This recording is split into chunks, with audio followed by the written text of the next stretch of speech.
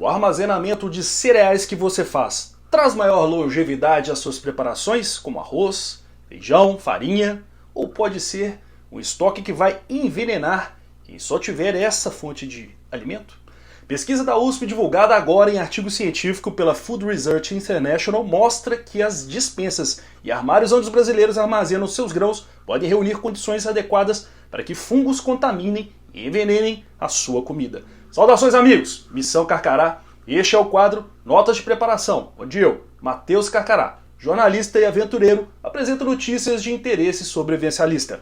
Ao final, as notícias que publico diariamente nas minhas redes sociais com dicas, estudos e novidades, além do clima severo do Brasil. Veja aí!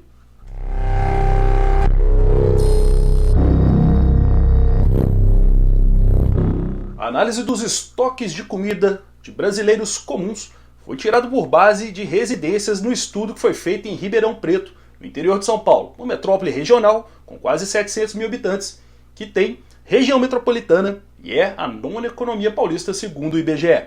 Os pesquisadores da USP constataram a presença de altas quantidades de toxinas fúngicas, as micotoxinas, nos alimentos que eram estocados nessas residências. O estudo aponta haver mais de 400 toxinas que os fungos produzem para se defender ou interagir com outros organismos. 6 dessas substâncias são consideradas como as mais nocivas por serem carcinogênicas, imunossupressoras ou por atuarem como disruptores endócrinos, ou seja, causam alteração no equilíbrio hormonal. Todas as amostras analisadas foram encontradas as 6 toxinas de preocupação, e as taxas delas estavam acima do limite de tolerância estabelecido pelos órgãos de saúde pública. Mas por que os alimentos estocados nas casas de famílias já se encontravam contaminados? De acordo com a Faculdade de Zootecnia e Engenharia de Alimentos da USP, todos os micro-organismos, incluindo os fungos, necessitam do chamado binômio temperatura e tempo para se desenvolver em um substrato, como os alimentos. As principais características que podem ter levado a essa contaminação foram o armazenamento dos alimentos em locais expostos ao ambiente, desprotegidos, em local quente e úmido. Algumas dessas toxinas descobertas na década de 60 são mais potentes e são cancerógenas, naturalmente conhecidas também. A substância lesa o DNA dos animais, provocando mutações genéticas que podem levar ao desenvolvimento do carcinoma hepático, que é o câncer do fígado. Já os outros encontrados também em altas taxas analisadas, embora não sejam cancerígenos, podem sim reduzir a imunidade das pessoas contaminadas. Ela também tem efeito no sistema gastrointestinal nos animais, por exemplo, provocando irritações que podem ressurgir e é comumente chamada de vomitoxina, devido ao refluxo e ao enjoo que causa nas pessoas durante muito tempo. Foram 230 amostras de alimentos analisados para o consumo nos domicílios de 67 crianças, incluindo 21 idades pré-escolares, 15 idades escolar e 31 adolescentes. Para evitar os contaminantes, é recomendado que você mantenha seus alimentos em recipientes fechados hermeticamente, sem entrada de ar. Faça armazenamento em local fresco, seco, protegido da luz solar direta e regule seu consumo. Um dos métodos pode ser o primeiro a entrar, primeiro a sair. Todo novo alimento é postado na fileira de trás para garantir que os alimentos mais antigos sejam consumidos primeiro. Verifique rupturas nas embalagens, use seus próprios recipientes herméticos, cuidado com a umidade, faça inspeções, rotule os alimentos por tipo, data e melhor tempo de uso. Fique a seguir com o clima severo no Brasil e as notas de preparação, as notícias que eu publico aqui diariamente nas minhas redes sociais, com dicas, estudos e novidades. Se curtir, se inscreva no canal, compartilhe com a sua rede de familiares, de amigos, de sobrevivencialistas. Te aguardo lá nas nossas redes sociais para a nossa próxima missão, aqui no Missão Carcará. Até lá! O Instituto Nacional de Meteorologia publica alerta de perigo para baixa umidade inferior a 20% e 12%, o que eleva o risco de incêndios e danos à saúde, ressecamento da pele, desconforto nos olhos, boca e nariz, bem como doenças respiratórias em faixa que vai do sul do Pará, norte do Mato Grosso, norte de Goiás, porções central e sul de Tocantins, sul do Maranhão, Piauí, oeste baiano e norte de Minas Gerais. Alerta de atenção também para baixas temperaturas do Rio Grande do Sul ao Mato Grosso, São Paulo, Rio de Janeiro e sul de Minas Gerais. Chuva forte no noroeste do Amazonas, na região da Cara de Cão, com precipitações que podem variar de 20 a 30 milímetros por hora ou 50 milímetros num dia. Ventos intensos, de 40 a 60 km por hora. Baixo risco de cortes de energia elétrica, queda de galhos de árvores, alagamentos e descargas elétricas.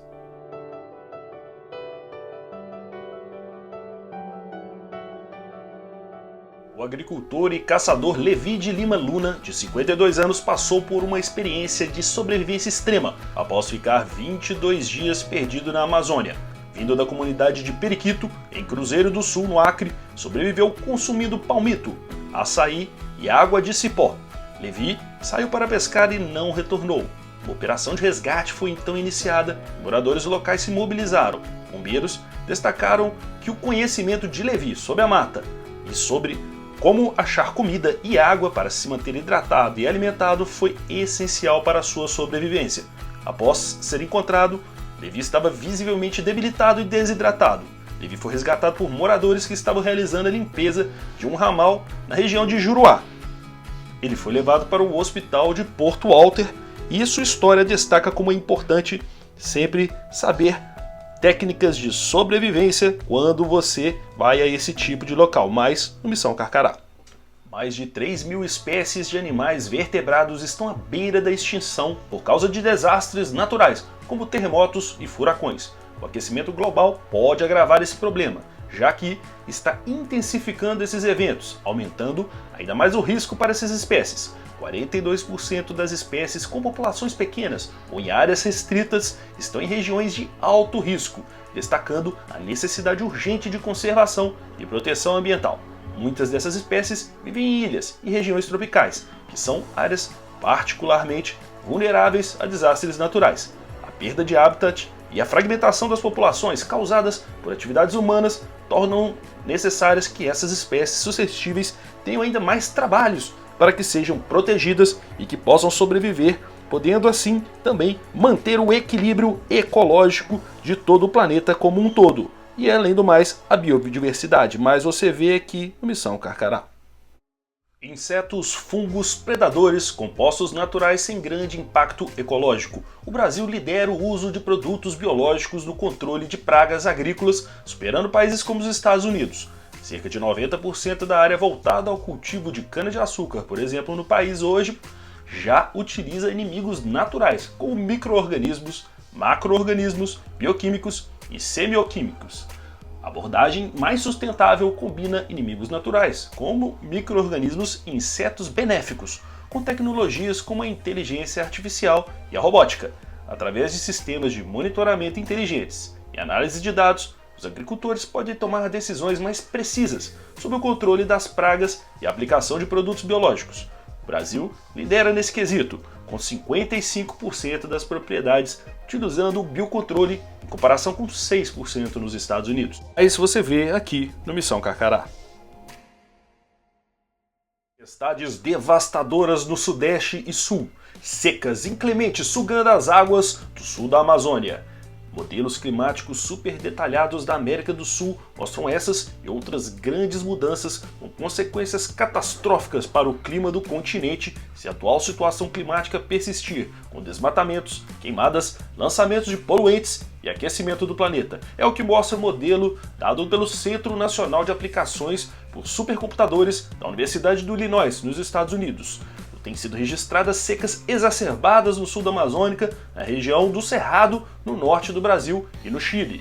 Esse cenário tem afetado o rendimento agrícola, o abastecimento de água para reservatórios, a geração de energia hidrelétrica e impactado dezenas de milhões de pessoas nas grandes áreas metropolitanas de São Paulo, do Rio de Janeiro e de Santiago, no Chile, por exemplo. Até as geleiras andinas já perderam 30% de sua área nos trópicos e 60% no sul. Mas você vê aqui no Missão Carcará. Onde o aposentado vive melhor? Para onde seguir com seus recursos no fim da vida? Índice Global de Aposentadoria de 2024, fornecido pela revista International Living, avalia os melhores destinos mundiais para aposentadoria, com base em fatores decisivos, que influenciam diretamente a qualidade de vida durante a aposentadoria, tais como custo de vida, lugares acessíveis, qualidade do sistema de saúde e o clima.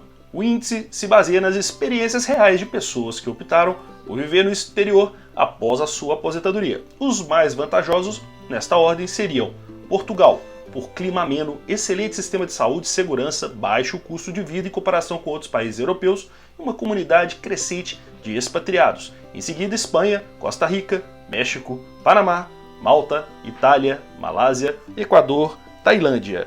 O que vale mesmo é você ser feliz, caso você consiga fazer isso em seu próprio país, tendo por perto sua família e amigos, mas no Missão Carcará.